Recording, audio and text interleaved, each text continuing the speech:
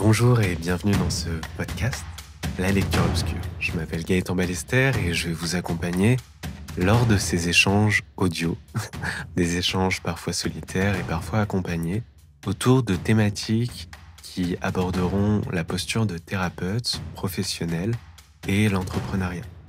Je suis moi-même tarologue depuis plusieurs années, vivant exclusivement de cette activité, et j'accompagne spécifiquement les entrepreneurs qui cherchent à s'installer ou à renforcer leur posture.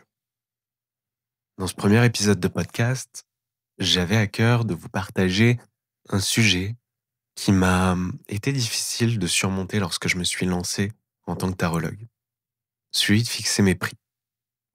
Et comme vous l'avez sans doute vu dans le nom de cet épisode, une astuce très facile a été de proposer des rendez-vous, des interventions, des consultations en don libre. Alors dans cet épisode, je vais vous parler du don libre, puisqu'on pourrait aborder l'idée de prix sous bien des angles. Mais aujourd'hui, j'ai envie de vous parler du don libre, bonne ou mauvaise idée. Le don libre, tout d'abord, qu'est-ce que c'est? C'est l'idée, le concept, appelez ça aussi comme vous voulez en fin de compte, de proposer sa prestation, son accompagnement, à un tarif qui sera à déterminer par la personne qui reçoit votre accompagnement, votre soin, votre prestation. Donc c'est un don et ce n'est plus une, heu, un paiement et c'est très intéressant déjà de l'observer comme ça parce que d'un point de vue déjà, légal, le don libre est à déclarer comme une vente et non pas comme, un de l'argent offert. Donc il y a déjà un biais, cognitif qui entre en jeu ici dans l'appellation de ce nom. Le don libre, finalement, est-ce que ce n'est pas une manière de pratiquer une vente sans se mettre dans la posture du vendeur? Et ça, nous y reviendrons plus tard. Tout d'abord, je vais vous raconter comment ça se passait pour moi et puis ensuite je vous présenterai les aspects positifs que je détermine dans cet aspect du don libre et les aspects plutôt négatifs, voire totalement pervers. Alors revenons il y a quelques années lorsque j'ai, heu, commencé ma carrière.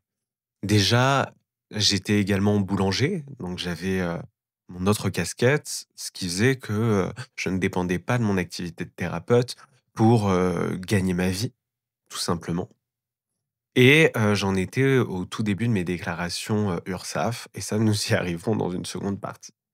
Hem Et à cette époque, on m'a demandé d'organiser des ateliers d'initiation au tarot. Et moi, je me suis dit: «Ah, c'est super chouette!» parce que j'adore transmettre, j'adore, expliquer, j'adore, faire germer cette, étincelle de passion chez d'autres personnes et quoi de mieux que la formation pour faire cela? Et donc je me suis saigné, hein. J'ai passé plusieurs mois à développer, 2 modules de formation. Un module de formation, la découverte du tarot et un autre module autour, du tirage astrologique, donc un petit peu plus poussé puisqu'on abordait également les arcanes mineurs. Bref, pourquoi je vous raconte ça? Je vous raconte ça parce que lorsque, je suis arrivé ce jour-là, pour, l'atelier, le lieu n'avait pas déterminé de prix et c'est un petit peu normal parce que ce n'est pas à l'établissement de déterminer un prix, mais au prestataire, en l'occurrence moi. Et donc là, on m'avait demandé de mettre un prix qui était totalement, dérisoire et je m'en rendais bien compte, mais j'étais incapable de, me fixer un tarif supérieur. Alors, j'y ai beaucoup réfléchi, mais n'arrivant pas à me fixer un tarif, supérieur et du fait qu'à l'issue de ces ateliers, on me demandait des consultations, ce que je ne faisais à l'époque que dans un cercle privé, eh bien, j'ai décidé de donner mes premières consultations, donc de ces élèves qui venaient à mes ateliers, en don libre. une forme finalement de continuité, pédagogique. C'est du moins ce que j'essayais de me convaincre. Hem et si dans un premier temps, ces rendez-vous, s'enchaînaient et étaient, plus ou moins lucratifs, faisant que les personnes avec un portefeuille, heu, plus aisé, avec une plus grande capacité à me rémunérer, me donnaient, des gros billets, on va le dire comme ça assez crûment. J'ai très vite constaté que, certaines personnes ne jouaient pas vraiment le jeu, si je puis dire, et ne me donnaient pas d'argent, si ce n'est quelques pièces, et c'était un petit peu humiliant, et dès lors que j'ai commencé à constater que je me sentais humilié lorsqu'on ne me donnait pas une entrée d'argent, correcte, c'est-à-dire lorsqu'on me donnait 5 € pour une demi heure, ou bien même 10 € alors qu'on avait passé vraiment une très belle séance et qu'elle avait duré, quasiment 1 heure. Je me sentais pas respecté, et avant que cela ne m'agace, cela ne me dégoûte. Je me suis dit: «Là, il faut agir». Il faut agir parce que, heu, je ne me sentais plus aligné avec cette proposition, et c'est le moment où j'ai décidé d'arrêter le don libre. Mais là, je vous partage le fait que toutes mes consultations à l'époque étaient en don libre et que j'ai décidé d'arrêter de faire cela. Néanmoins, il y a toujours certains événements où je propose du don libre. Notamment lorsque j'ai mené une campagne de financement participatif pour mon jeu, afin de faire grossir la cagnotte de la campagne, j'avais proposé des tirages en dons libres afin, de stimuler la campagne et aussi de faire rentrer de l'argent, la rendre plus visible et faire rentrer de l'argent. Donc, on commence déjà à avoir quelques intérêts du don libre. Et il y a un autre événement où je propose du don libre, c'est lorsque je suis en salon, des salons de la voyance ou des salons du bien-être. J'en fais pas beaucoup et je pense que ça fera l'objet d'un prochain épisode. Mais lorsque je suis en salon, je propose du don libre pour les quarts d'heure. Néanmoins, je ne m'arrête pas là. Je propose également un tarif avantageux pour la demi-heure. Ce qui fait que le visiteur a quand même une idée, avec ce tarif avantageux de la demi-heure, du prix qui est plus ou moins attendu pour 15 minutes d'échange. Entre parenthèses, la moitié d'une demi-heure, quoi. Donc ma demi-heure étant au tarif de 25 € en salon, puisque c'est un tarif découvert, la personne qui voudra prendre un échange en don libre a quand même une référence autour d'une dizaine d'euros pour le quart d'heure.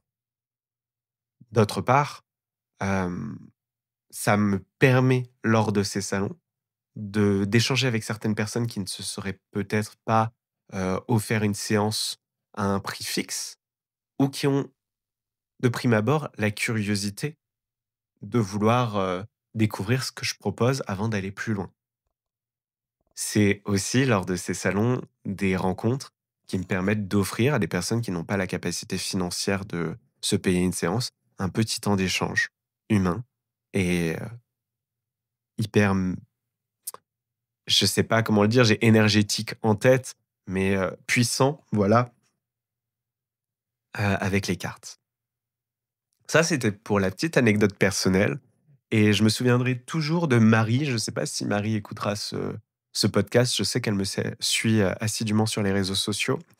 Marie m'a dit: «La première chose que tu vas devoir travailler, c'est ton rapport à l'argent», et c'est peut-être un sujet qui a été très rude à travailler pour moi, parce que, lorsqu'on parle d'argent et de bien-être, on a l'impression que ça fait pas bon ménage.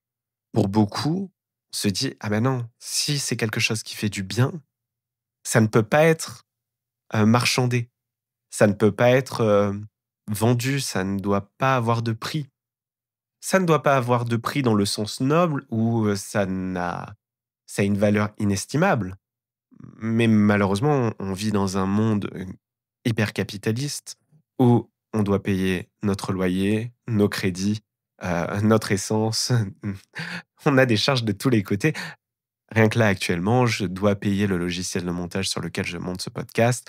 Je dois aussi, payer mon électricité et ma box pour pouvoir vous le partager. Donc, c'est très joli de se dire finalement, ce qui est lié au bien-être, ça a une valeur inestimable, vous voyez? C'est toujours dur à prononcer pour moi, mais en même temps, bah, il faut réussir à l'estimer. Parce que si on ne le fait pas, ça a plusieurs côtés pervers. Mais avant d'aborder ces côtés pervers, je vais vous souligner les côtés positifs du don libre. Le don libre, plusieurs aspects positifs. Je ne sais pas si j'arriverai à vous en citer beaucoup, mais déjà, on l'a dit tout à l'heure, ça permet dans un premier temps de se sentir à l'aise avec sa pratique, dans une période où on ne se sent pas forcément légitime à placer un tarif dessus. Je ne suis pas en train de dire, «Fixez-vous un prix tout de suite maintenant, c'est hyper important». Non, si dans un premier temps, bah, vous avez besoin, comme moi, de passer par le don libre, bah, allez-y. C'est très valorisant. Alors là, bien sûr, on va aller chercher du côté de l'ego et en tant qu'accompagnant, on n'est pas censé, proposer des prestations pour flatter notre ego, mais on reste quand même des animaux, on reste quand même des êtres humains et si pour vous, cette période d'ancrage dans votre pratique a besoin d'être flattée par du don libre, une tarification que vous n'allez pas fixer et qui va vous faire vraiment sautiller de joie lorsqu'on vous glissera dans la main ou dans une boîte à discrétion un billet, pour lequel, vous ne vous attendiez pas, et généralement dans le don libre, quand on veut le vivre de façon saine et sereine, il ne faut pas avoir, d'attente sur ces rémunérations. Mais bref, allez-y, heu, mais comme vous l'entendez, ce sera une période. Une période ou bien ça répond à d'autres besoins, à d'autres demandes qu'une simple rémunération. Je vous l'ai dit tout à l'heure, lorsque j'ai, proposé la campagne de financement participatif pour mon jeu, j'avais besoin que mon jeu soit très visible. Puisque une campagne est à durée limitée, si au bout des 30 jours, on n'a pas réussi à atteindre les objectifs qu'on s'est fixés, l'argent de tous les contributeurs leur est renvoyé et la campagne tombe à l'eau. Donc il faut vraiment, durant ces 30 jours, mettre le projecteur au maximum sur la campagne et quoi de plus fort que de proposer des prestations en don libre qui vont vous attirer beaucoup de personnes, des personnes qui peut-être veulent vous soutenir et ont des capacités financières pour vous soutenir, des personnes qui veulent vous soutenir et n'ont pas les capacités financières pour vous soutenir, ou tout du moins pas au tarif habituel, et aussi peut-être des personnes qui ne vous connaissaient pas et qui ont envie d'apprendre à vous découvrir ou de découvrir votre pratique sans prendre le risque de faire une trop grosse dépense par rapport à ce qu'elles auront l'impression d'avoir reçu. Donc, le don libre, c'est un gain de visibilité dans ces opérations à court terme. Ensuite, le don libre, ça peut aussi être, comme je vous l'ai dit tout à l'heure, lors d'un salon du bien-être, le fait de créer une accroche, d'échanger avec quelqu'un sans que la personne ait peur. Voilà, en fait, le don libre, finalement, il y a un peu de ça. C'est, raisonner la peur de votre, consultant, de votre, client, heu, parce qu'on est quand même dans une France en crise. Là, je ne vous apprends rien et quand on touche à notre portefeuille, on touche à quelque chose de très intime, on touche à notre sécurité et avant d'aller piocher dans notre sécurité, on est de plus en plus nombreux à vouloir être sûrs et certains de ne pas faire un mauvais investissement, même lorsqu'on parle de 5, 10, 20, 30 euros. Ça dépendra de votre profil, mais, mais je le comprends. Néanmoins, vous voyez, on arrive déjà au bout des aspects, positifs. Heu, on va se rendre compte que, articulé d'une autre façon, le don libre a de nombreux effets pervers. Ces effets pervers, quels sont-ils? Il y en a quelques-uns. Je vais reprendre le dernier point, celui de rassurer autour de la sécurité vos futurs clients, vos futurs consultants, avec finalement ce temps de test. Je pense que rassurer uniquement autour de l'argent ne vous, renforce pas dans votre posture. Ça vient aussi souligner peut-être que vous manquez actuellement d'arguments pour rassurer vos futurs clients et vos futurs, consultants. Je vais vous lire un extrait qui est issu, du du dernier livre, enfin, c'est une réédition d'Emmanuel Liger et de Fabienne Larnicole. Il s'appelle Je deviens tarologue. C'est décidé, je deviens tarologue. Il a été réédité chez les éditions Pictos. Et il y a un passage autour de fixer ses prix que je trouve très intéressant. Je vais vous le lire tout de suite. Attention, adopter un prix plancher ou en dessous envoie deux messages dont il faut être conscient. Le premier, votre temps, votre travail et votre expertise ne valent pas grand-chose. Le second, vous êtes prêt ou prête à casser les prix, quitte à couper l'herbe sous le pied de ceux qui comptent entièrement sur cette activité pour vivre. Par exemple, une mère célibataire qui n'a pas d'autre source de revenus pour nourrir son enfant. Un prix plancher n'attire pas davantage de clients, car le moins cher de tous n'inspire pas forcément confiance pour accompagner dans un travail personnel qui peut être important.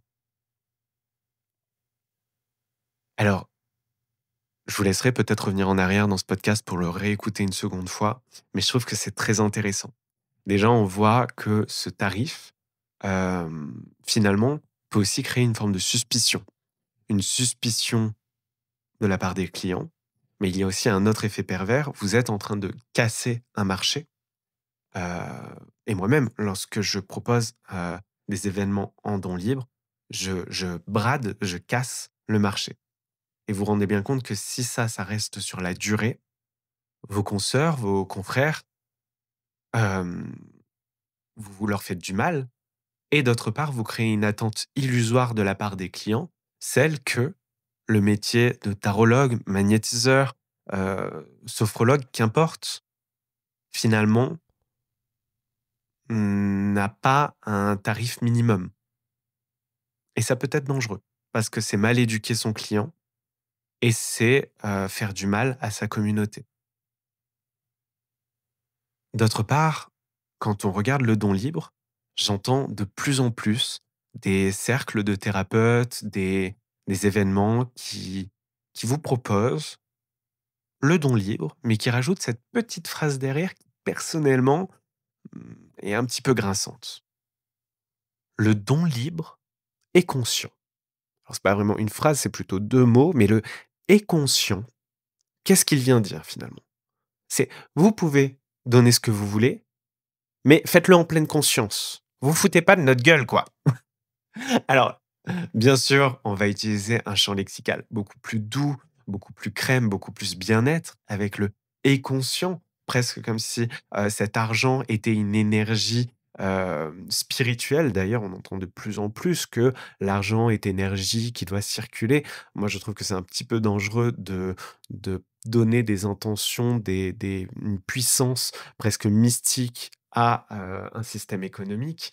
Mais dire le don libre et conscient, c'est déjà montrer, de façon, crue ou moins crue à son public que vous foutez pas de notre gueule, heu et ça peut être vexant. Personnellement, moi, quand on me tend une boîte à discrétion, si on me rajoute la phrase, «Donnez ce que vous voulez», mais en conscience, hein, je me sens attaqué.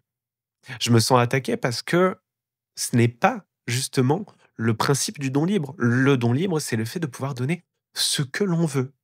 Ce que l'on veut, ce que l'on peut peut-être, mais surtout ce que l'on veut. Il y a une liberté derrière ça. Donc rapporter le côté conscient, c'est très moralisateur et finalement, ça vient révéler autre chose. C'est surtout que vous avez peut-être eu ce sentiment, comme moi-même j'ai eu ce sentiment, d'être, bafoué, d'être, non respecté et que vous tenez à ce que maintenant ce soit le cas. Sauf que ce ne sont pas les clients, ce ne sont pas les consultants qui ne vous respectent pas, c'est vous-même qui ne savez pas encore déterminer où est votre curseur de respect. Est-ce que pour vous une consultation qui vous respecte, c'est 5 €, 10 €, 20 €, 30 €? Je ne sais plus quel est le montant que j'ai dit. Est-ce que c'est 150 €? Mais si on n'a pas les mêmes références, eh ben, vous pouvez vous sentir non respecté et ça, votre client ne le sait pas. Je me souviens d'ailleurs, dans un salon du bien-être, j'avais passé 15 minutes, j'avais bien dépassé parce que le monsieur était vraiment passionné et il n'avait pas voulu une séance pendant ces 15 minutes. Il voulait plutôt que je l'initie, à la lecture. Alors vous doutez qu'en 15 minutes, une initiation, c'est vraiment express, mais notre échange avait été assez intéressant. Et puis, on était plutôt autour des 35 minutes parce que, il me relançait, sans cesse et quand j'ai voulu mettre un terme parce que je lui ai expliqué qu'on était arrivé au bout du sablier. Oui, parce que j'ai un sablier en séance. Je vous invite, je vous en parlerai une prochaine fois des outils que j'utilise en séance, présentielle. Si ça vous intéresse, il faudra me le dire sous la vidéo, si vous regardez la vidéo sur YouTube. Donc je disais, cet homme, on avait passé un long moment ensemble et à la fin, il m'a sorti 2,50 €. Hem, Bien sûr que de mon côté de la table, je pouvais présumer que cet homme avait plus de revenus que cela. Bien sûr que de mon côté de la table, je pouvais me dire que, j'aurais pu imaginer que cet homme était, hem, se fichait un petit peu de moi, de tout le temps que j'avais passé avec lui. Mais en même temps, et c'est ça qui m'a aidé à ne pas me ranger dans de la rancœur, je n'avais pas fixé de prix. C'était un don libre et peut-être que cet homme, avait l'impression d'être généreux avec ces 2,50 €. Moi, je ne suis jamais allé faire une course de rallye. Vous me parlez de voiture, je n'y connais rien du tout. Emmenez-moi dans un garage auto, on peut me vendre des choses à 2 € à 50 € et on peut me vendre des choses à 50 € à 2 € puisque je n'y connais rien. Je n'ai aucune référence sur le sujet et je n'ai pas l'intention et l'ambition de mener des recherches en ce sens. Si vous m'emmenez dans un salon de l'auto et qu'on me vend des essuie-glaces à 5 €, je suis très content. J'espère que je dis pas des bêtises. Je pense pas, mais si je les vois à 100 €, ben je me dis: «Ah bah, c'est peut-être le prix». Alors si je vois des essuie-glaces en don libre, bah, moi j'y accorde pas une immense valeur et j'ai pas de référence en tête. Donc je vais peut-être donner 10 € et peut-être que le vendeur se sentira escroqué. Mais encore une fois, c'est celui qui choisit de placer le don libre qui s'escroque et non pas le client. Si jamais il a ce ressenti. Bref, revenons-en à ce client, il m'a donné ses 2,50 €, il n'avait pas les références d'un tarif ou d'une formation autour du tarot et c'était du don libre. Donc si j'avais des reproches à faire, c'était à moi-même et uniquement à moi-même. Et si vous-même, vous ne savez pas estimer le montant de votre rendez-vous, le montant de votre prestation, le montant de votre accompagnement, comment voulez-vous que la personne en face spécule un montant juste? Un montant, en tout cas, qui vous semblera respectueux, si vous-même, vous n'y arrivez pas. J'ai l'impression de tourner un petit peu en rond, mais il y a quand même de ça avec le don libre. Une balle qui est à jeter, vers le consultant et à ramener vers soi. Alors, je ne suis pas en train de vous dire qu'il ne faut jamais utiliser le don libre, que vous vous sentirez uniquement bafoué par le don libre, puisque je l'ai dit tout à l'heure dans la première partie, lorsqu'on va vous donner, une somme très généreuse pour un rendez-vous, ce sera très flatteur parce que vous aurez ce sentiment de: «Voilà, ma séance, elle a été, qualitative et hem, on me l'a montré avec de l'argent». Mais en soi, ce n'est pas la rémunération qui place le baromètre, le barème, qui passe le curseur, voilà, de votre professionnalisme et de vos qualités en tant que tel. Ce que vous vendez, finalement, c'est ce que, en tout cas, moi, j'essaie de m'attacher à garder en tête. Ce n'est pas le résultat, ce n'est pas le bénéfice que la personne en en garde, même si, bien sûr, on espère toujours que nos rendez-vous vont être bénéfiques et que ça permettra à la personne en face de nous d'entamer tout un chemin, un de développement personnel ou autre. En l'occurrence, pour mon cas, lorsque j'accompagne des entrepreneurs, je leur souhaite de mettre en place tous les outils qu'on a évoqués, toutes les pistes qu'on a évoquées pour atteindre leur succès. Mais si la personne n'en fait rien, laisse tout ça de côté, ça ne m'appartient pas. Ça lui appartient. Ce que je lui ai vendu, c'est mon temps, mon expertise, donc ma maîtrise du tarot, et uniquement ça. Je ne lui propose pas une réussite entrepreneuriale, je lui propose un temps où je vais lui offrir toute mon expertise afin qu'on lui donne des pistes afin d'atteindre cette réussite. Et voyez bien que la fin du chemin, elle lui appartient. Et donc, être rémunéré uniquement par rapport à la réussite,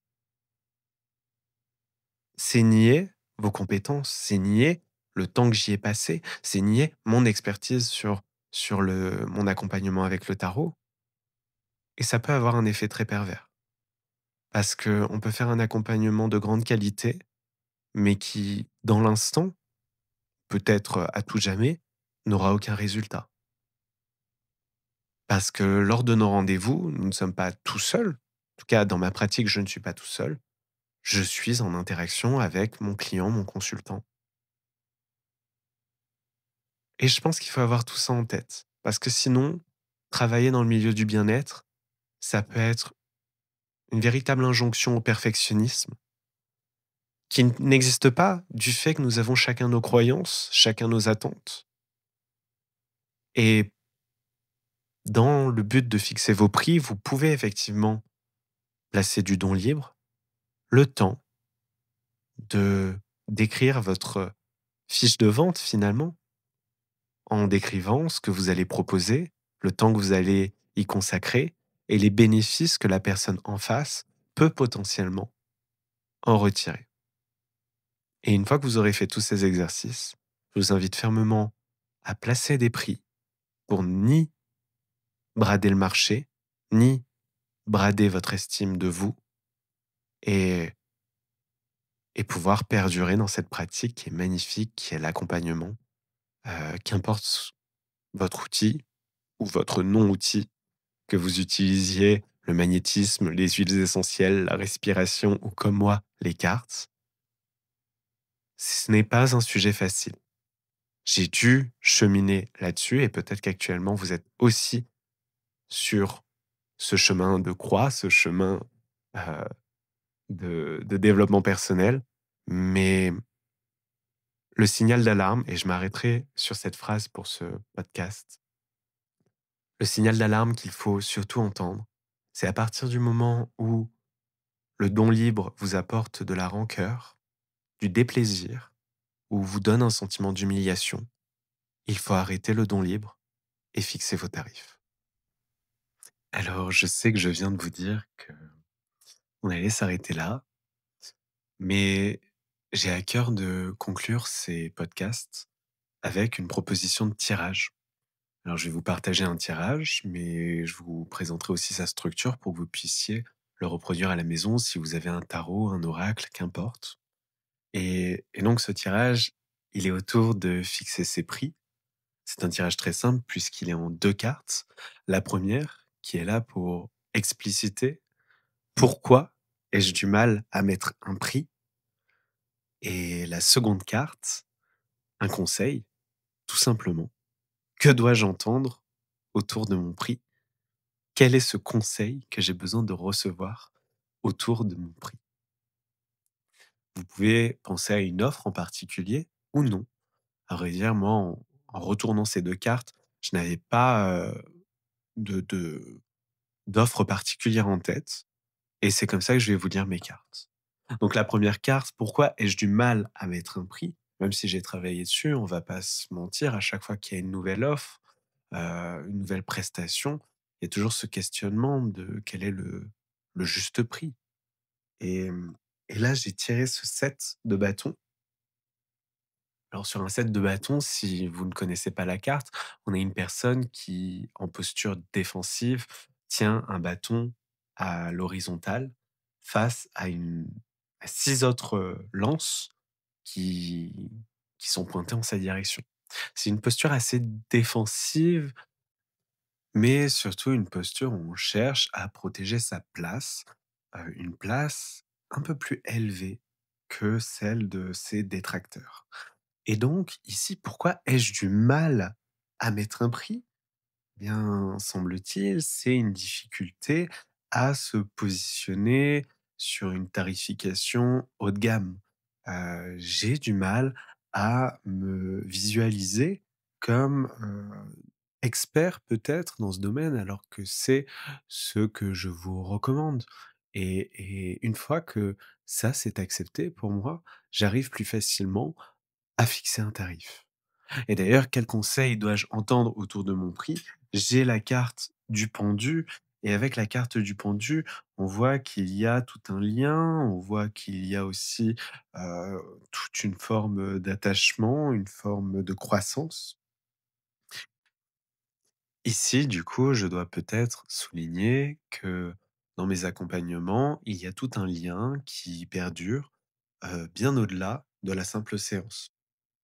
D'ailleurs, dans mes accompagnements entrepreneurs, j'offre un accès à un groupe de discussion sur lequel il y a de façon, mensuelle ou plus régulièrement des conférences et tout ce contenu est gratuit. Finalement, c'est une expérience certes, haut de gamme, si on reprend la première carte, hein, ce set, de bâtons, qui dépasse le simple lien, de la prestation et qui crée une forme de famille, puisqu'avec le pendu, on a aussi tout ce rapport, à la famille, mais une famille entrepreneuriale et c'est toute une expérience de consommation, toute une expérience d'accompagnement qui dépasse le cadre d'une simple séance, ou d'un simple tirage. Je trouve ça très intéressant et effectivement, c'est à prendre en considération, et j'essaie de le prendre de plus en plus en considération maintenant quand je fixe une offre tarifaire. J'espère que vous ferez ce tirage et que cet épisode vous a plu. N'hésitez pas à me partager votre avis sous ce podcast et j'espère à très bientôt pour un prochain sujet autour de la vie d'entrepreneur thérapeute dans le bien-être.